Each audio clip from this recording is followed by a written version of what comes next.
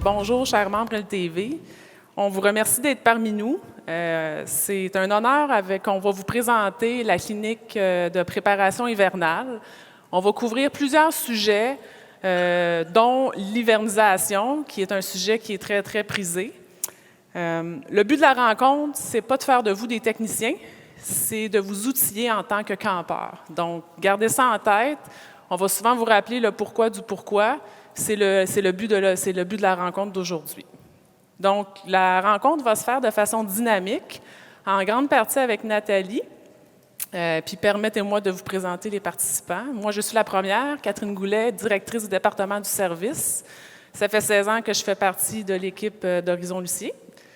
Nathalie Choquette, conseillère technique senior spécialisée dans les produits leisure travel depuis quelques années. Bonjour à tous. Moi, je fais partie de Horizon Lucier depuis 6 ans et spécialisée depuis 5 ans au niveau du leisure travel. Merci, Nathalie. Stéphane Vincent, à mes côtés, responsable d'un atelier technique au niveau de divers motorisés et roulottes.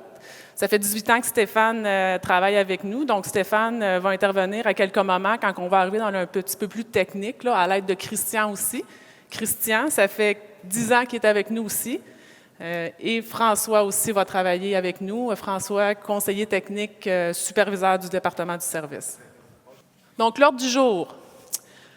On va parler en premier temps du lavage, l'inspection des joints, l'importance de le faire et le pourquoi, comme je vous ai mentionné tantôt. L'entreposage, l'emplacement, l'aération qu'on doit avoir au niveau de votre véhicule récréatif.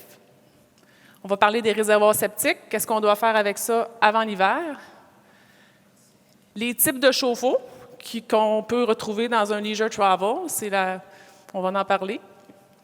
On va faire une petite parenthèse sur le détartrage, parce qu'on a souvent beaucoup de questions par rapport à cet entretien qui doit être fait dans vos véhicules récréatifs. Et on va arriver à la procédure d'hivernisation étape par étape. On vous a déjà distribué un petit manuel étape par étape.